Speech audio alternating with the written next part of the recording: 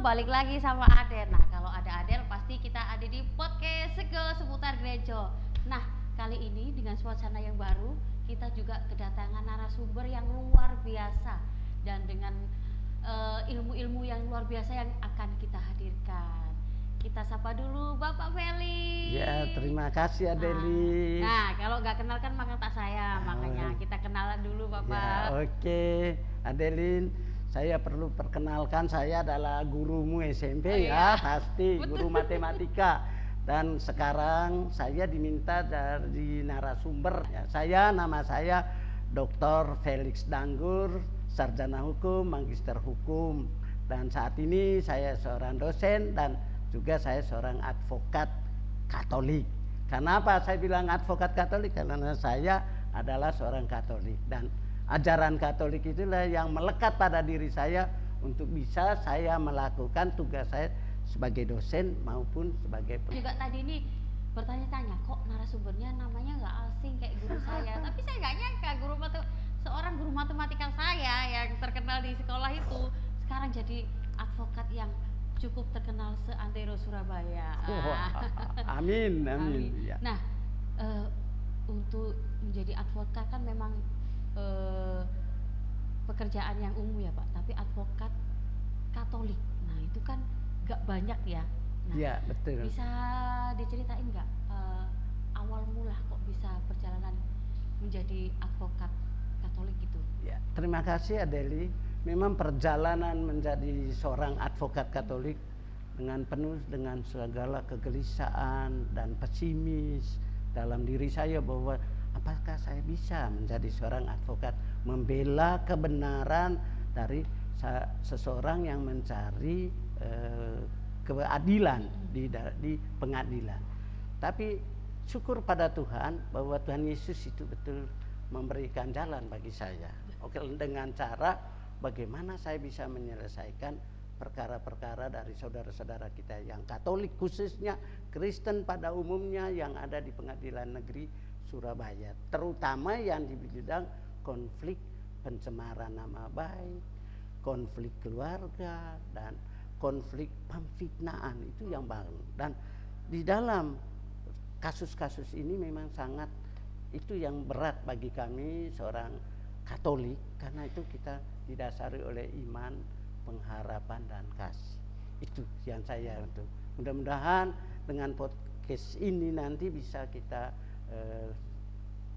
memberikan edukasi kepada adik-adik kita, khususnya anak-anak OMK di Gereja Katolik. Itu kira-kira Delin yang bisa luar saya biasa. Ya. Nah, salah satunya itu tadi itu ada hal yang saat ini kerap kali terjadi, yaitu kasus fitnah ya Pak. Ya, betul. Entah di media sosial, entah di dunia nyata nggak di media sosial, atau kita ngobrol gini aja kadang ada timbul fitnah gitu ya Pak ya. Nah, untuk kasus fitnah itu, kasus fitnah yang sering ditemui itu yang macam gimana Pak Felix? Sebenarnya kita secara tidak sadar apakah yang kita sampaikan itu fitnah atau tidak. Kadang-kadang anak-anak muda, anak-anak yang remaja, dia itu seenaknya dia menyampaikan kepada orang lain, kepada temannya, padahal temannya itu langsung direkam di foto atau apa. Tapi saya yakin bahwa kalau kita itu memang benar didasarkan oleh iman kita dan pengharapan kita untuk menumbuhkan soal kasih itu sendiri, kita menyampaikan punya dasar hukum yang jelas. Jangan takut bahwa kalau kita menyampaikan itu memang benar, katakanlah itu benar. Kalau yes, katakanlah ya kalau memang itu ya. Katakanlah itu tidak kalau memang itu tidak. Makanya jangan takut. Wah, dengan adanya perkembangan IT yang begitu luas saat ini, jangan gara-gara oh nanti saya takut. Tidak.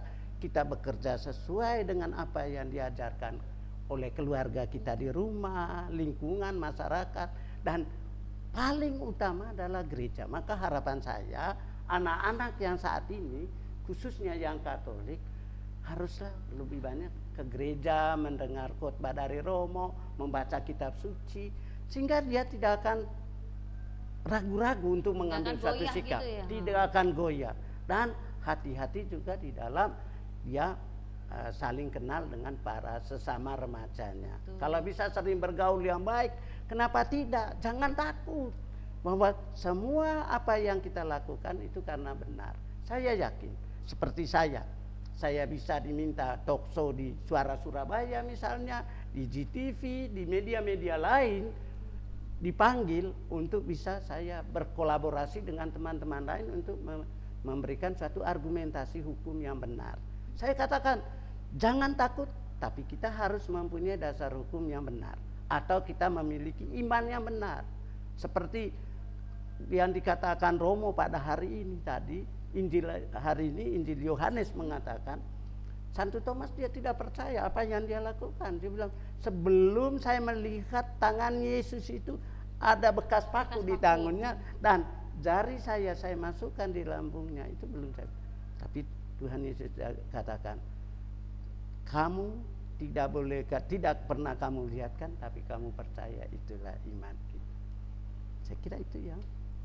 Iya. Memang benar sih, perkembangan teknologi zaman sekarang ini kan cepat untuk menyebarkan berita. Iya. Kita nggak bisa tidak dilihat dulu persepsinya ini apakah benar atau enggak.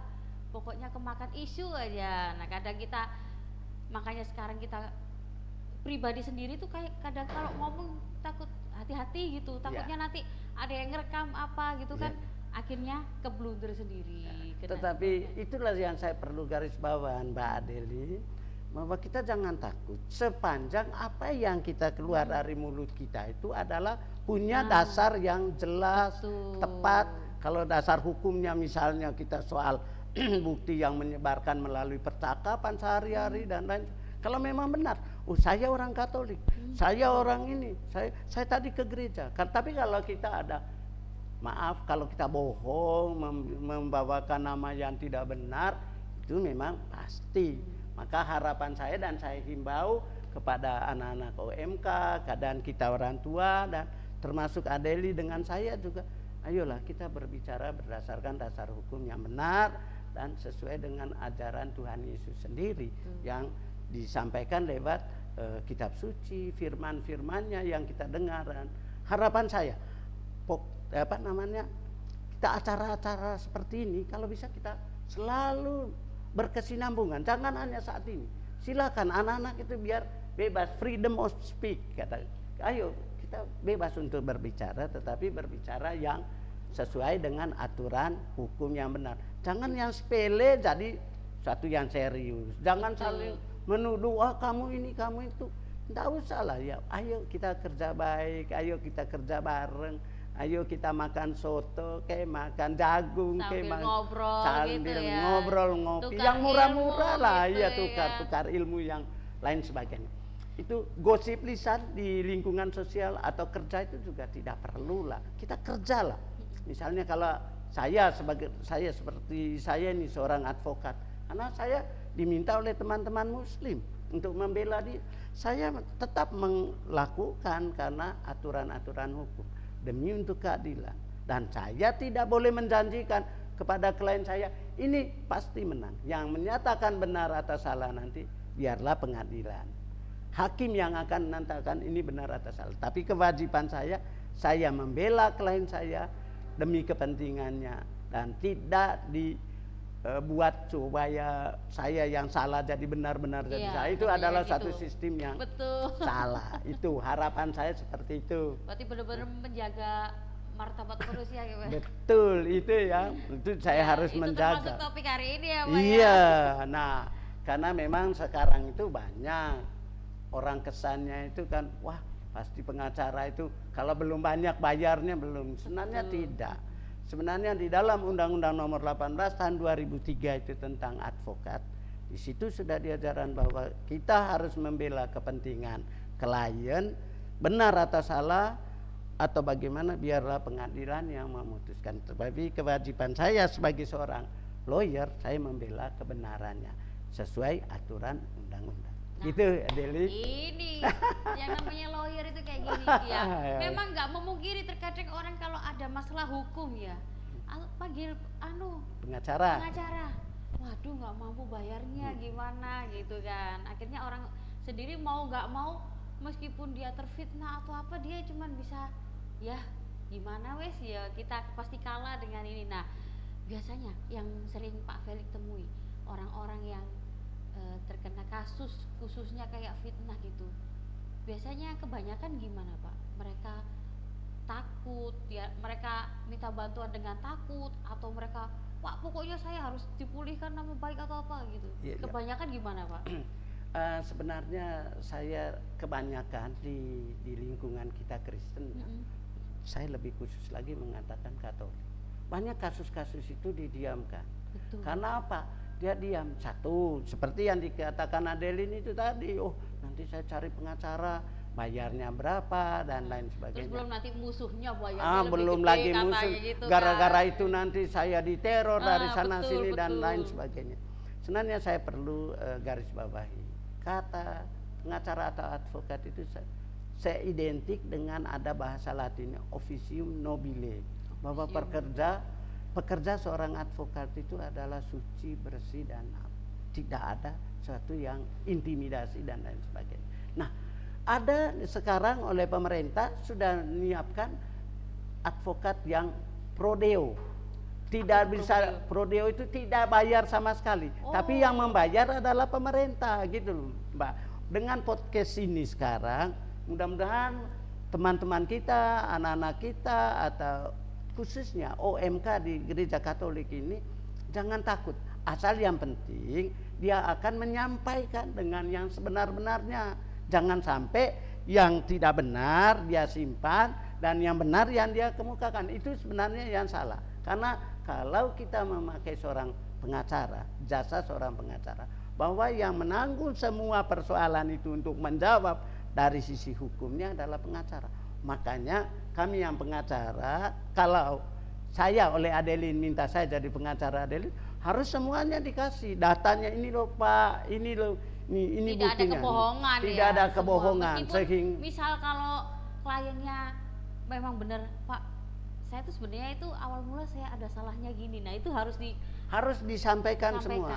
Ya, jadi, makanya Adeline, komentar-komentar atau percakapan digital itu yang bagus perlu kita sebarluaskan, seperti karya-karya anak-anak OMK kita di gereja ini perlu disebarkan di email di forum-forum yang betulnya yang sifatnya sosial, di YouTube, di mana seperti TikTok, Anda TikTok dan lain. Jangan takut, tapi kita menyampaikan yang benar.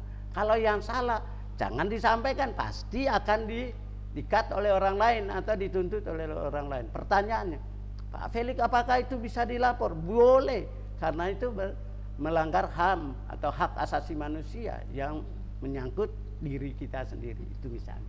Ya, nah, oke. Ngomongin tadi media sosial, kan sekarang anak-anak nih, kalau lihat berita langsung komennya jelek, komennya kayak ngefitnah, komennya pokoknya membuat yang punya media sosial itu geram, akhirnya dilaporkan. Nah, pernah nggak dapat kasus kayak gitu Pak Felix? Saya banyak kasusnya ya? Banyak. Jangankan mereka, saya sendiri aja, saya sudah benar, tapi saya mengatakan itu salah oleh orang lain. Sah saja kan. Anda dengan saya sudah dua individu yang berbeda. Menurut saya itu bagus, menurut Anda tidak bagus. Ayo, kalau perlu kita ketemu, ayo kita klarifikasi dengan benar. Tapi kalau tidak puas, masih membutuhkan bukti, dan saya Pak sampai saya sudah begini digopui dan lain, silakan. Mencari keadilan itu bukan tidak ada kemungkinan di pengadilan, boleh, asal membawakan bukti-bukti yang sah, yang benar gitu loh. Tapi kalau tidak benar ya tidak boleh dong. Itu yang perlu kita garis bawahi, kita sampaikan kepada anak-anak OMK. Saya senang kalau saya membaca anak-anak di YouTube di apa, TikTok, di Facebook apa segala. Ini gereja misalnya Kapel Citra Harmoni akan mau membangun di sebelah itu dengan ini. Baru beli, mau membangun sebuah gereja yang menjadi nanti misalnya di sini jadi paroki dan lain sebagainya. Boleh, kenapa? Karena ada kenyataannya. Iya, kita tanya Romonya, Romo benar apa enggak? Oh iya, ini loh buktinya, Bapak Uskup mendukung, seperti itu. Enggak usah. Dan anak-anak itu biarlah pola berpikirnya itu kita berkembang, Mbak Adeline. Karena apa? Ada tiga komponen yang perlu kita ngajarkan ke mereka. Satu, knowledge, pengetahuannya kita ngisi dengan segala macam pengetahuan yang bersifat teoritis dan akademisi. Yang kedua, ada skills. Mereka ini punya kemampuan yang cukup, yang luas. Dan itu yang perlu kita tingkatkan di gereja Katolik, itu penting itu. Nah, yang ketiga itu attitude-nya, bagaimana keimanannya, bagaimana cara bergaul dengan orang lain. Ini kakak saya, ini adik, ini orang tua dan lain sebagainya. Saya pikir gereja Katolik itu adalah sangat kaya dengan kebaikan. Betul. Karena Yesus sendiri di dalam Trisuci Paskah itu ada 3 komponen itu. Satu, dia sengsara, dia itu ada di sengsara, dimaki, dikhianati, apa macam-macamnya itu. Yang kedua, dia pada hari ketiga itu dia bangkit. Dia disalibkan dulu, disalib baru setelah itu bangkit. Satu kekayaan yang luar biasa. Itu berbeda dengan ajaran yang lain seperti kita. Maka kita adalah satu bangga bahwa saya seorang Katolik. Kita orang Katolik orang yang baik gitu. Menurut ajaran, menurut firman Tuhan, ajar kasih yang perlu kasih dan mengampuni. Kasih dan mengampuni. Dan siapa yang bersalah padaku dan akan saya mengampuni. Betul. Seperti di dalam doa Bapa kami juga, mengampuni orang yang bersalah pada kami. Dan kita harus ketahui juga bahwa kita itu, Tuhan itu selalu aku ini hamba Tuhan, terjadilah menurut perkataanmu, jangan perkataan orang yang lain. Itu ya, Mbak. Tuhan. Perkataannya gitu. Tuhan, itu dia. Jadi kalau mau jaga martabat ya dengerin perkataan Tuhan. Nggak usah jangan lain. Kata orang-orang yang tidak benar gitu loh. Nah, itu kira-kira Adeline yang bisa saya jelaskan. Mungkin masih ada yang Anda mau tanya saya, monggo. Tadi saya gitu ngomongin soal martabat ya. Kadang orang lebih ke, misal kalau ada fitnahan atau apa, lebih ke langsung ngomong ke hukum daripada diselesaikan secara musyawarah. Apalagi kita seorang Katolik ya, terkadang masih seperti menggebu untuk nggak bisa proses hukum daripada kekeluargaan. Nah, apakah mempertahankan martabat diri kita, khususnya sebagai kita umat Katolik, haruskah selalu melawan hukum atau gimana? Di dalam dalam hukum ada istilah di dalam hukum itu yang saya sampaikan di sini adalah istilahnya diambil dari bahasa asing, bahasa Inggris, equality before the law, bahwa hukum itu tidak ada yang tajamnya ke bawah tapi tumpulnya ke atas. Nah, soal martabat, kalau memang martabat kita dikhianati oleh orang lain yang tidak bisa kita ampuni, lebih baik kita mencari keadilan kepada pengadilan. Tetapi kebanyakan orang-orang kita Katolik, apalagi kalau memang itu masih bisa diselesaikan secara kekeluargaan dengan baik, apalagi kalau sudah datang Romo. Kita ini kan sudah nggak berani ngomong sama Romo, ya. Tapi kita pun akan lihat bahwa apakah bukti-bukti itu nanti bisa. Nah, di dalam undang-undang baru saya perlu singgung kepada Adeline, ada 2 sekarang undang-undang, restoratif justice dan beginning. Restoratif justice itu bisa kita proses di kepolisian, tetapi nanti ujung-ujungnya bisa kita selesaikan dengan baik secara kekeluargaan. Misalnya saya mengaku ya Adeline, saya salah, padahal kamu tadi murid saya, tapi kok saya nggak tahu gitu. Nah, Anda kan oh iya Pak Felix, saya juga begitu. Akhirnya jadi satu lah kita. Jadi selesaikan dengan baik-baik. Enggak usah loh, gara-gara itu aja Adeline harus lapor polisi. Nanti ada fitnah, Pak Felix ketemu teman-teman lama nih. Wah, Pak Felix sombong sekarang, orangnya gini. Sekarang padahal dulu jadi advokat terkenal, padahal dulu guru kita. Wah, ya itu kan, itu awal mula juga fitnah. Itu bukan fitnah. Itu kan karena secara psikologis praduga tak bersalah. Belum tentu saya sombong karena saya sudah lupa seperti Anda. Betul. Adeline sekarang wawancarain saya gurunya. Oh, kok gimana ini? Nah, itu nggak apa-apa. Dan soal martabat manusia itu penting dibicarakan saat ini supaya dia bisa mengizinkan dia untuk berkembang, cara moralnya itu bisa diangkat. Jangan kita malah mengkat dia. Ya, udah, kamu keliru apa enggak? Menurut saya begini gini. Hanya diberikan argumentasi yang benar ke dia, alasan yang benar. Tapi kalau alasannya memang keliru, ya, kalau memang sudah nemen misalnya sampai kakinya sudah putus satu, ya cari keadilan. Kalau dia tidak mau kan, sepanjang itu masih bisa ya kita selesaikan itu. Delin. Siap. Oke. Pak Felix ini kan sudah melanglang buana nih ya. Salah satu advokat cukup terkenal di Jawa Timur. Nah, saya bilang Jawa Timur karena sudah kasusnya sudah banyak banget ditangani, mulai kasus kecil sampai kasus besar kan ya. Nah, saya mau tanya nih, kalau dari Pak Felix sendiri, gimana sih membedakan klien yang meminta Pak Felix menjadi lawyer, dia antara membela diri atau balas dendam. Nah, ini kan pasti ada perbedaan. Mungkin dalam hatinya dia bilangnya saya mau bela diri saya Pak karena saya gini. Tapi kan Pak Felix pasti tahu, oh ini pasti dia kayak gini karena balas dendam. Nah, perbedainnya itu gimana? Karena kan ada orang yang bilang bela diri tapi dalam hatinya itu dia mau ngebales gitu loh. Ya, itu kan orang yang dua itu kan ada yang dikatakan di kitab suci itu kan ada orang sombong dan ada orang yang rendah hatinya. Orang sombong selalu dia mengatakan kebenarannya sendiri, diri sendiri. Saya kalau membeda itu, saya dasarnya kembali kepada kitab suci saya mengatakan, Tuhan itu, Delin, kamu bilang saya ini tidak salah loh Pak, justru dia yang itu Pak. Itu ibaratnya menepuk air di dulang, terpecik di muka kita sendiri kan. Kalau peribahasa zaman saya dulu, dia senangnya menjelek-jelekan gurunya misalnya, padahal dia tidak tahu, dia juga tidak bisa atau bodoh misalnya seperti itu ya. Itu contoh. Itu saya sudah tahu karena di pengadilan ini Adeline bukan soal Anda bisa, oh saya begini. Mana buktimu?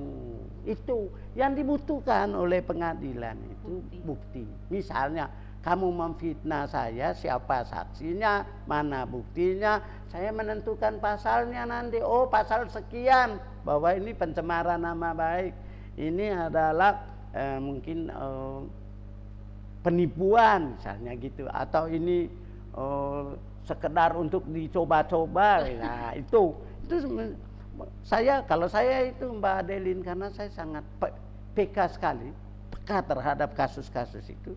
Begitu ada orang lapor, saya minta kronologisnya, ya kronologis kasusnya bagaimana secara tertulis. Setelah itu saya minta barang bukti-buktinya. Misalnya kamu minjam uang di bank, apa sih masalahnya? Ini Pak, saya sudah tidak mampu membayar sampai saya menjual apapun sudah tidak, misalnya. Itu saya bukti-bukti itu saya minta dulu. Sehingga pembelaan saya nanti atas dasar ini. Jangan dibawa di luar dari itu. Misalnya saya nipu berarti saya ke pasalnya 378 misalnya. Berarti saya membela dia di 378. Gitu. Jadi walaupun Mbak Adeline datang ke saya hanya ngomong saja tidak bawa data, saya bilang maaf ya Mbak, saya tidak bisa membela Anda. Kecuali kalau saya bilang udahlah karena kita podo Katolik ya Mbak Adeline, panggil yang lawannya siapa, kita dudukkan bersama, disaksikan Romo misalnya, disaksikan ketua stasi atau ketua lingkungan atau apa, ayo kita.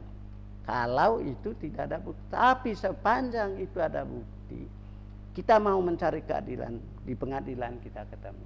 Biarlah pengadilan, hakim yang menatakan nanti benar dan salah sesuai dengan pengetahuannya dia. Itu kira-kira Adeline yang bisa saya sampaikan. Ya, oke. Kita kan ini ngomongin Pak Felix sebagai advokat Katolik ya. Pernah nggak Pak ada kisah nyata atau klien Pak Felix yang menghadapi masalahnya di hukum itu dengan cara dia menunjukkan kebesaran imannya, menunjukkan imannya gitu loh. Jadi nggak kayak ngotot lah atau apa, tapi dia lebih ke menunjukkan keimanannya terhadap Tuhan, mengikuti ajaran-ajaran Tuhan gitu. Banyak, saya juga ada, saya membela orang Katolik itu sudah banyak, orang Kristen juga ada, orang Islam pun ada. Dia menyatakan demi Allah ya, dan teman-teman, puji Tuhan saya begini Pak Felix. Orang syukur pada Tuhan loh Pak Felix, saya begini. Ibu dan Bapak saya bilang itu memang di ranah Tuhan, menyangkut martabat psikologi kita, keimanan kita. Tetapi kalau kasus itu sifatnya sudah mencari keadilan, berarti mencari bukti. Mana, apa memulai dari mana, dan kapan, di mana. Dan nanti kita menentukan hukumnya, pasalnya yang jelas. Dan saya akan selalu berorientasi dan kerjasama dengan si pemberi perkara ke saya, atau nanti klien itu. Karena kebanyakan pengacara sekarang lebih banyak dia tukaran sama kliennya, karena pengacaranya jalan sendiri, kliennya sudah jalan sendiri, akhirnya benturannya di antara klien dan pengacara. Insya Allah atau puji Tuhan, syukur kepada Tuhan, selama ini saya selalu berorientasi kepada orangnya. Ayo mari kita bicarakan dulu, baru saya bawa ke ranah hukum. Ini loh, Anda juga menulis seperti saat ini. Saya juga menangani kasus yang agak besar Mbak Adeline. Apa itu, Pak? Peminjaman bank itu bukan kecil. Kalau Puluhan miliar. Itu, puluhan miliar, dan itu saya mengatakan saya tidak bisa, saya jalan sendiri. Saya minta bahwa ini loh saya menyelesaikan seperti ini. Mana buktimu? Mana itu yang saya kirim. Itu kira-kira. Karena saya juga seorang Katolik, saya dasarnya juga ada iman saya gitu loh. Jadi jangan sampai, banyak juga pengacara yang bohong sana sini banyak, tapi itu bukan di ranah kita di gereja kita. Sana, oh saya pengacara, tahu dia bukan pengacara.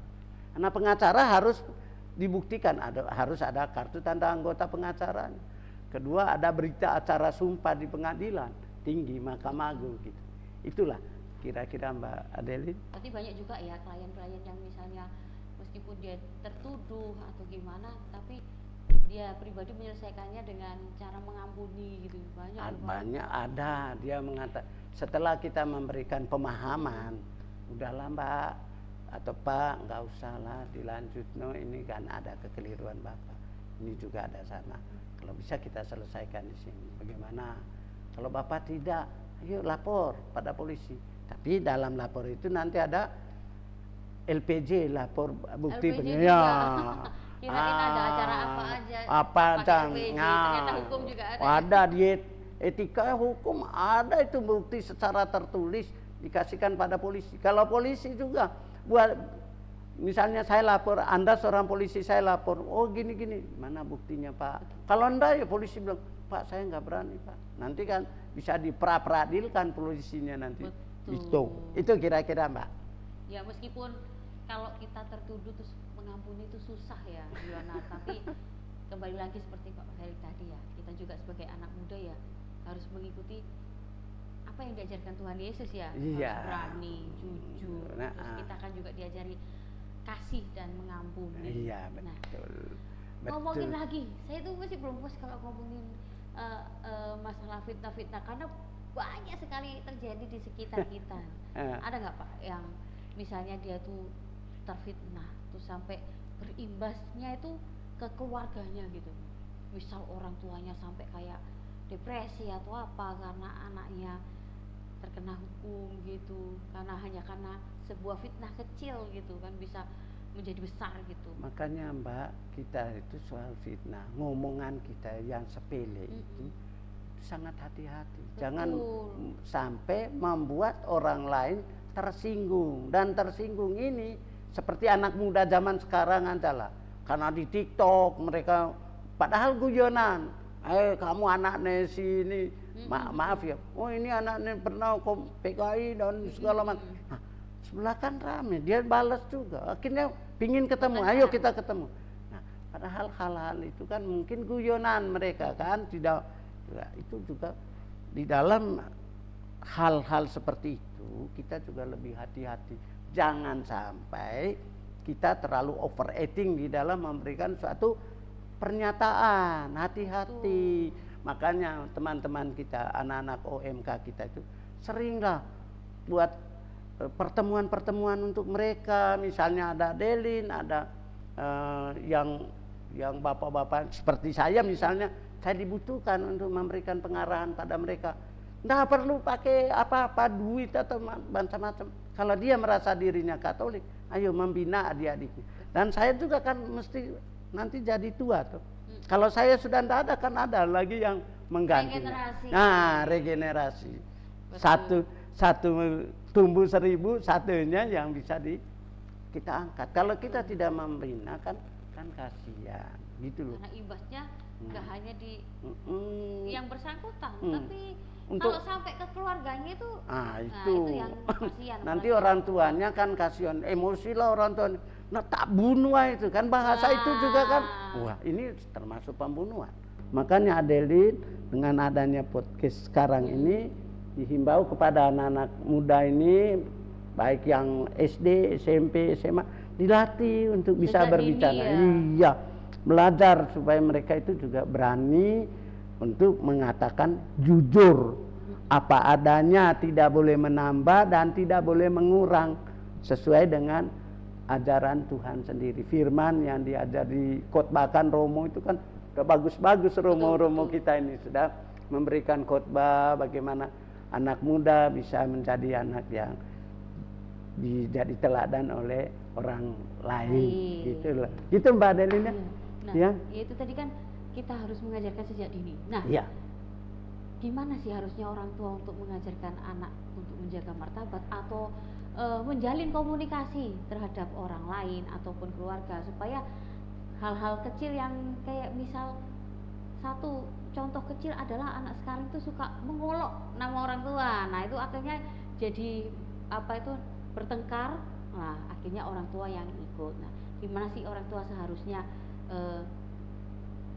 mengarahkan anak-anak sejak dini itu? Sebenarnya begini, seperti yang saya tadi bilang di awal itu Mbak Adeline, bahwa pendidikan itu yang paling utama itu adalah di keluarga.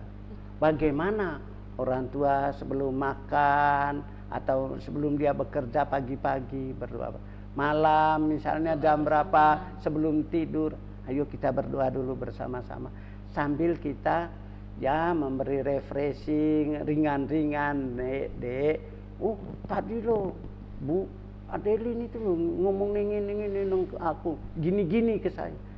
Itu kan pasti orang tuanya bilang, jangan, itu namanya kalau soal itu kan kakakmu kan Adeline itu kan lebih dewasa, dia kan berbicara itu Tuhan Yesus saja loh, ditampar pipi kiri, pipi kanannya dikasih, sampai dia korban di kayu salib karena kita ini hanya gitu aja. Adalah kalau kita mau mengampuni orang yang bersalah pada kita, yang kita katakan puji Tuhan, syukur pada Tuhan kalau kita pun akan diampuni oleh orang lain. Jadi peran orang tua itu juga harus betul-betul seperti kalau di sekolah Katolik saya katakan tadi ada 4 komponen itu kan, yaitu satu yang paling utama di rumah, keluarga. Yang kedua lingkungan, masyarakat, sekolah. Nah, sampai di luar lagi orang tua yang jangan serahkan sekolah saja. Betul. Kalau lingkungannya bagaimana? Ayo sini Dek, gak boleh gitu ya. Nah, sama itu, ini kita kan lingkungan. Itu kan kalau ada apa-apa nanti minta omnya kan bisa. Tapi kalau kita musuh sama tetangga itu, kita itu. Biasanya orang tua kita itu selalu memberikan pendekatan persuasi, pendekatan secara baik-baik untuk anaknya, sehingga anaknya tahu berterima kasih. Akhirnya dia sopan. Begitu dewasa, begitu dia bekerja pun sudah didikan orang tua yang paling dominan. Jadi kalau sekolah, lingkungan, masyarakat itu adalah next time-nya, yang berikut ada. Yang gitu. utama di rumah ya. Rumah itu yang paling penting. Makanya saya melihat anak-anak sekarang sama bapak mamanya kadang-kadang kalau bahasa Jowo nih celometan. Itu kan saya sedihnya ya. Betul. Aku ikut bapak saya sudah nggak ada, ibu saya nggak ada. Coba saya dulu seperti ini. Saya ya mungkin bapak saya belikan apa kan senangnya bagi. dulu saya nggak punya apa-apa, mau saya kasih apa-apa. Nah, itu kan hanya penyesalan setelah itu. Tidak ada penyesalan bagi kita kalau kita sudah memulai. Yang memulai itu siapa? Tentu juga orang tua kita. Orang tua juga memahami, oh ya saya kurang memberi didikan pada anak. Pasti introspeksi juga orang tua kita. Nah, apalagi sekarang. Tapi bagus sekarang itu dengan ada media-media sekarang ini, ada telepon apa, nak hati-hati lo ya. Diingatkan biar dia udah dewasa. Biar dia hanya duduk di rumah. Meskipun jauh tetap mengingatkan. Dengan ada, ma aku sekarang ada di sini ma. Video call ya nak ya, supaya kita lihat realnya. Oh iya. Nanti bener gak ini? Justru hukum itu mengharapkan seperti itu. Benar, berarti kembali lagi yang utama adalah komunikasi. Betul. Dimulai dari orang tua di rumah sendiri, di keluarga, nah akan menjalin komunikasi yang baik juga di luar. Betul. Nah, kalau tadi kan sudah kasus-kasus fitnah, tadi saya tanya di media sosial. Nah, kalau fitnah atau pencemaran nama baik di lingkup kerja, Pak, nah, ini pasti banyak nih. Karena salah satu contoh saya pernah mengalami sendiri juga, teman gitu, ada fitnah antar sesama teman, akhirnya dia dipaksa untuk resign dan akhirnya susah mendapat pekerjaan yang sesuai dengan passionnya dia awalnya di mana, karena ada kayak ancaman-ancaman, karena yaitu tadi fitnah dari teman akhirnya membuat dia sendiri kerugian yang besar untuk dia sendiri gitu loh. Padahal itu fitnah, bukan bener-bener akhirnya susah cari kerja. Kalau kayak gitu tuh gimana, Pak? Sebenarnya fitnah itu di gereja Katolik, khusus saya berbicara di gereja Katolik, di mana aja kita bekerja kita fitnah. Kalau memang fitnah itu tidak benar, ya kita bekerjalah sesuai dengan aturan job description yang ada di perusahaan yang kita kerja itu. Misalnya saya seorang pengacara, saya job description saya di bidang hukum. Nah, walaupun Adeline bilang, oh kemarin Pak Felix sudah talk show sama saya, Pak Felix nggak ikut, berarti kerjanya kan fitnah. Saya sakit hati kan? Betul.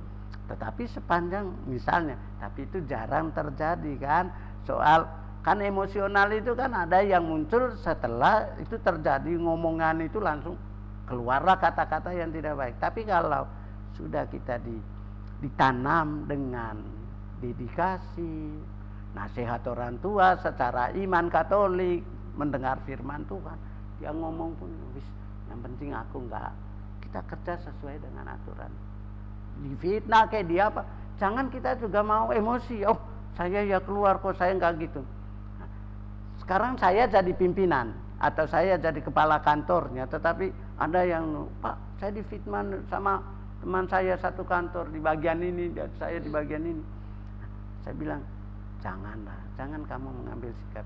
Yang tahu itu kalau kepala kantornya itu memang juga bijaksana, dia akan menasehati, dipanggil duduk bersama. Kamu lakukan kerjamu sesuai dengan tugas yang saya serahkan. Yang punyamu kerjakan sesuai dengan. Tidak usah saling fitnah. Walaupun Adeline fitnah saya fitnah Adeline, tetapi tidak ada unsur kepastian hukumnya. Karena di sini kan mencari kemanfaatan, harus cari kepastian dan juga cari keadilan. Di dalam hukum itu juga gitu. Mau kita lapor polisi, kalau polisi belum bisa menerimakan bukti-bukti yang sah, dia bilang, saya nggak bisa nih, saya kembalikan. Nah, tentunya kembali lagi kepada kepala perusahaan itu sendiri. Apakah Anda punya tenaga yang bisa memberikan edukasi terhadap karyawan-karyawan seperti itu. Nah, saya harap dan saya himbau kepada anak-anak OMK atau pekerja-pekerja Katolik itu, kerjalah sesuai dengan job description-nya, sesuai dengan kemampuan dan sesuai dengan SK yang diberikan itu. Jangan cepat tersinggung, jangan cepat diginikan sama orang langsung. Nah, soal orang Katolik adalah penuh pengampunan, penuh kasih. Nah, kalau misalkan kita ini setiap hari raya Paskah dan sebelum Paskah dan Natal, kita harus mengaku dosa kita. Dosa. Nah, Ya Tuhan, kasihanilah aku orang yang berdosa ini. Serahkan Tuhan, Tuhan pasti akan mendengar. Kalau kita ingin mendapat emas 1 kilo, tetapi kita tidak bekerja, kan tidak masuk akal. Saya menyakiti mungkin emasnya jatuh. Tapi kita berdoa kan, dan berusaha.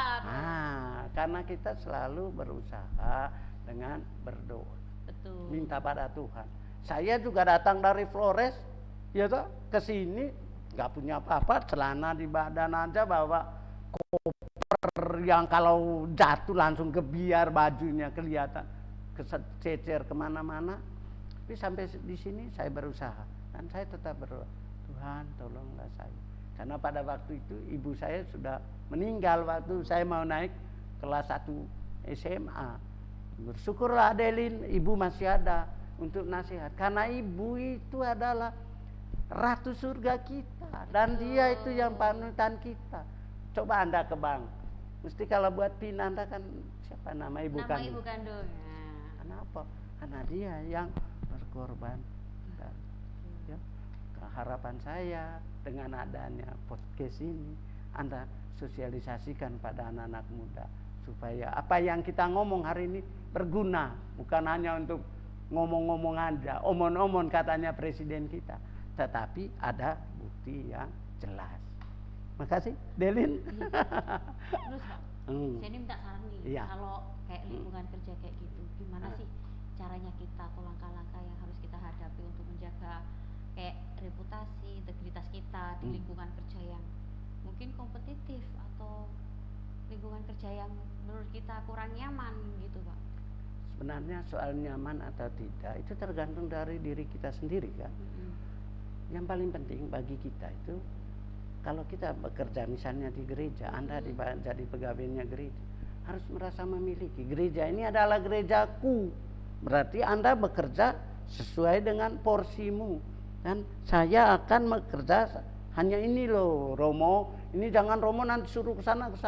Romo ini. Karena saya bekerja, karena saya merasa memiliki gereja Santa Monica Krian itu adalah bagian dari seluruh umat ini. Dan saya dipakai untuk bisa melakukan yang terbaik. Karena apa? Di dalam hukum tentang martabat itu sudah dicantumkan di dalam Undang-Undang Dasar 45 kan. Di situ sangat jelas di dalam pasal, kalau Anda nanti di rumah paling nggak pernah baca Undang-Undang Dasar itu ada, nggak mau dan hanya mau mencari. Ya, jarang baca.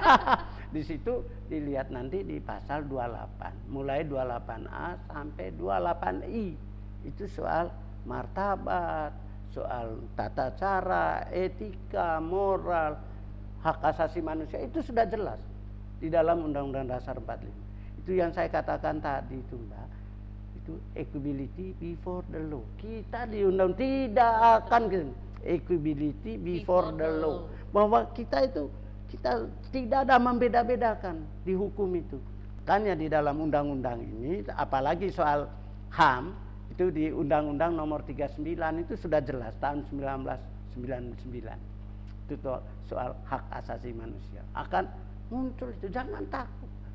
Kita berbicara pokoknya berdasarkan aturan. Kalau di luar aturan itu berarti di luar apa yang kita lakukan. Itu kira-kira Mbak. Iya. Terus ada nggak sih Pak batasan-batasan ketika kita dihadapkan pada sebuah masalah yang menurut kita ini masalahnya berat gitu ya, perlu adanya hukum. Ada nggak batasan untuk sejauh mana kita harus melapor gitu, membawa ke jalur hukum gitu? Itu yang seperti yang saya katakan tadi, kita Mbak Adeline mau laporkan Pak Felix ke polisi harus membawa bukti. Duh, Pak Felix itu loh menipu saya Pak, ini buktinya. Kalau hanya buktinya katanya ibu ini, katanya bapak dulu, ini rumah saya ini, itu rumahnya Pak Felix, sekarang saya mau ambil kok Pak Felix nggak mau dan lain sebagainya. Nah, ya Mbak, mana buktimu, bukti tulismu? Nah, kalau itu tidak ada, yuk percuma Anda juga melakukan itu. Makanya di perlindungan konstitusional martabat manusia itu menjadi landasan bagi kita untuk kita itu masukkan dalam suatu hal yang termasuk, apakah ini termasuk fitnah apa enggak? Apakah ini termasuk diskriminasi apa enggak gitu? Kenapa? Kalau itu hanya sifatnya katanya itu tidak ada di hukum itu. Betul. Kalau ada bukti aja secara komunikasi. Wah, ya. itu kan hanya katanya. Diselesaikan Saya bisa komunikasi aja. katanya Delin, Ya. Pak Felix itu dulu ahli matematika. Tapi buktinya enggak, mana? buktinya mana? Loh, iya dia pernah ngajar saya. Kalau mau cari ke yayasan, di situ pasti ada. Itu baik. Jadi jangan, yang intinya saya jangan takut. Jangan takut hukum, jangan takut apa ya. Yang penting kita membawa kebenaran. Kita bawa kedamaian.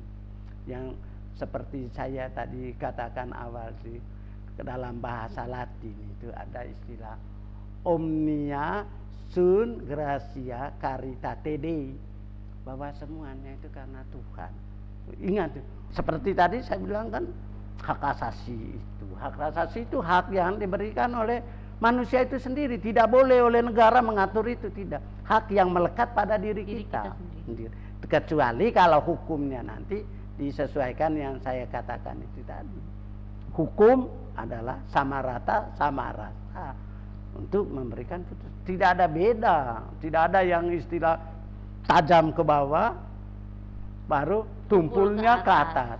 Itu istilah equality before the law yang saya katakan. Tidak ada beda. Itu kira-kira Mbak. Ada lagi yang ada dong. Ada lagi. Nah, kalau untuk fitnah atau pencemaran nama baik gitu ya, gimana sih proses hukumnya berjalan dalam hukum?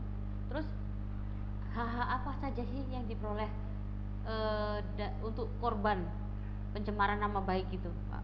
Sebenarnya pencemaran nama baik itu juga itu sudah diatur dalam undang-undang. Kalau saya lihat di undang-undang itu sendiri tentang pencemaran nama baik itu sudah ditunjukkan di pasal 311 itu ya.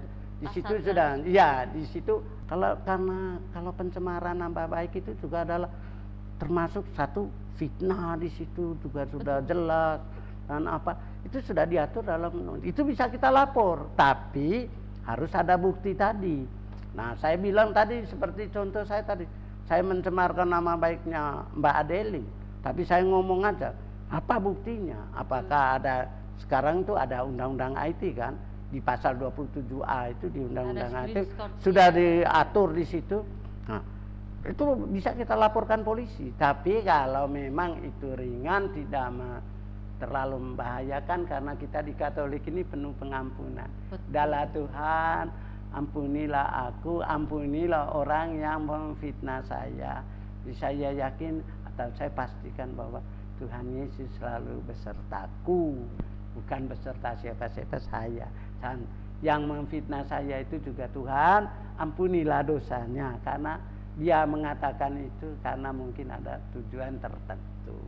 Tetapi kalau membahayakan, ayo kita laporkan pada polisi, atau kalau itu pidana. Ya.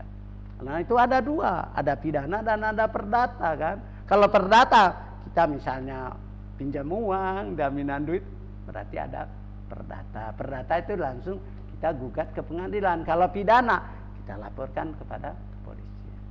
Lalu Pak, gimana sih menyeimbangkan antara keadilan hukum dalam hukum dengan keimanan kita dalam Katolik itu menurut pendapat saya bagaimana, maksudnya bagaimana kalau dihukum menyeimbangkan antara keadilan dalam hukum dan nilai iman Katolik dalam pengampunan juga, dalam kasih gitu. Sebenarnya itu datangnya dari diri kita sendiri kan. Maukah kita mau mengampuni kesalahan yang orang lain membuat sakit hati saya dengan itu, apakah mau saling mengampuni? Tapi saya yakin dengan ada undang-undang baru yang saya tadi singgung itu, restoratif justice yang sekarang bisa menyelesaikan perkara hanya sampai di polisi dengan saling memaafkan. Dalam Mbak Adeline saya salah, dan ini apa yang laporan tadi di polisi itu, sudahlah saya bilang kepada polisi, Pak polisi, sudah saya salah, saya mengakui salah, dan ampun, karena orang Katolik mengampuni kan.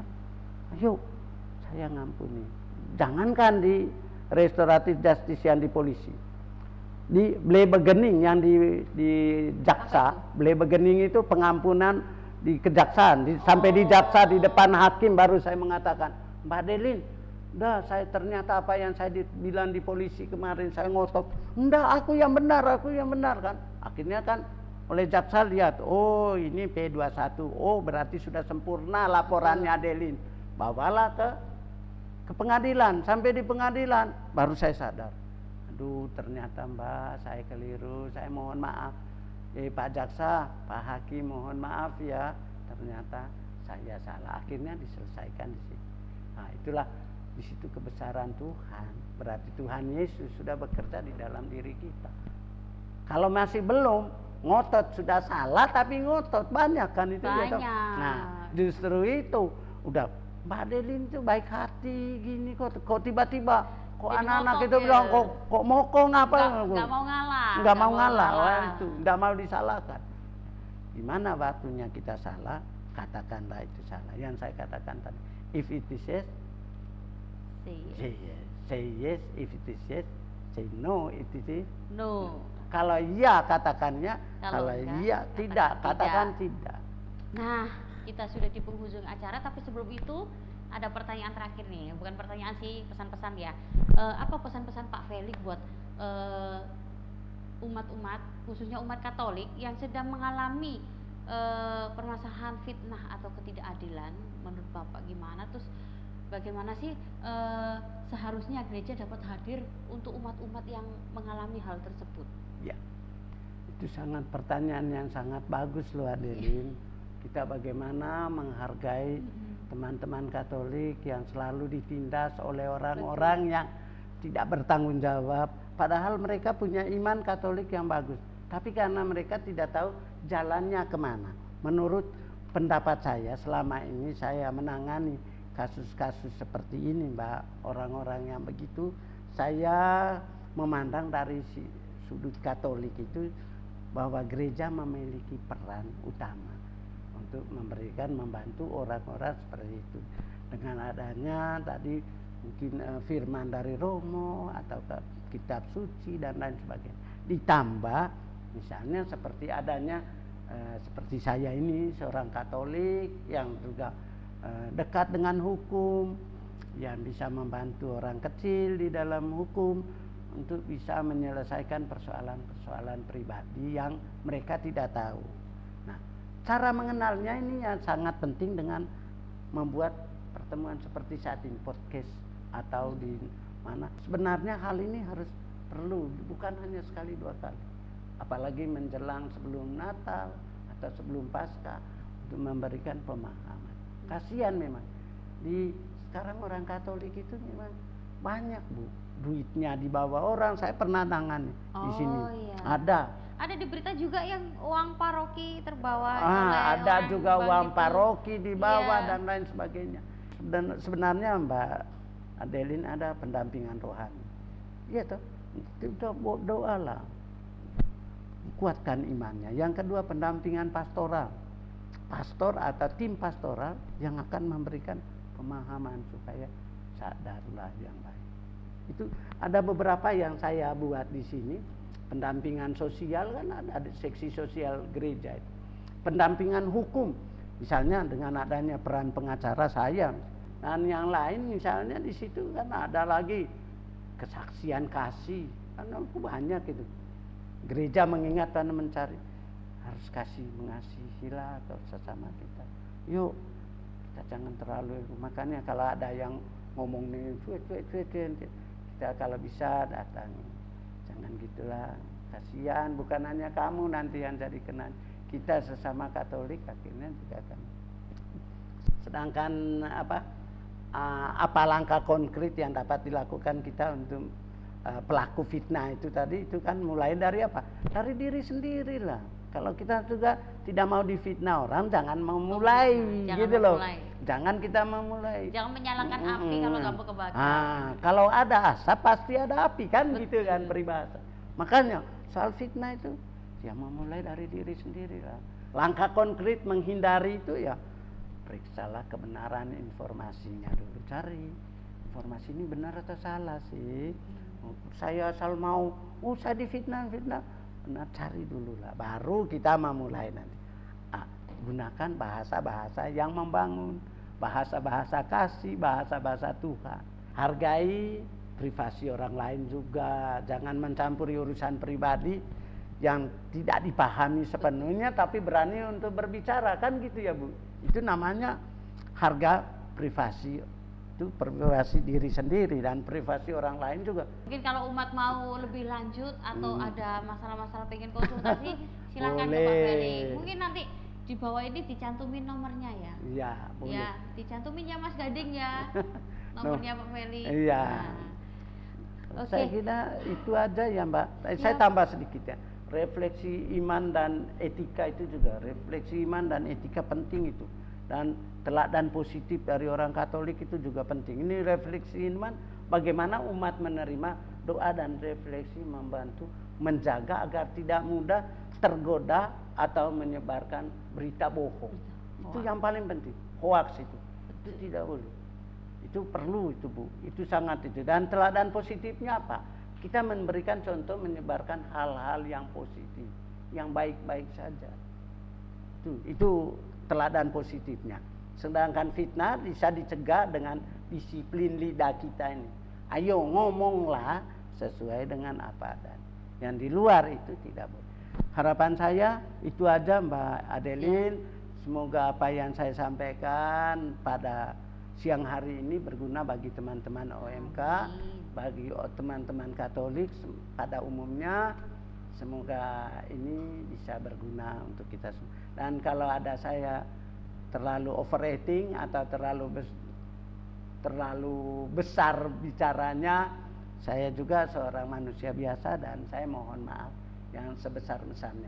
Semoga Tuhan Yesus selalu menyertai kita. Oke, terima kasih banyak Pak Felix atas ilmu-ilmu yang diberikan kepada kami, khususnya umat-umat yang awam akan adanya hukum, terus langkah-langkah gimana kalau kita terjerat hukum. Itu terima kasih banyak atas ilmunya.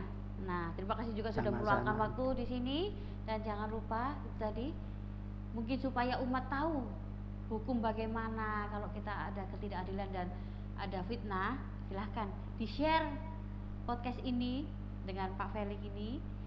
Ketua lingkungan mungkin bisa di-share di lingkungannya supaya banyak umat yang tahu akan ilmu besar yang kita dapat hari ini. Akhir kata terima kasih untuk Pak Felix.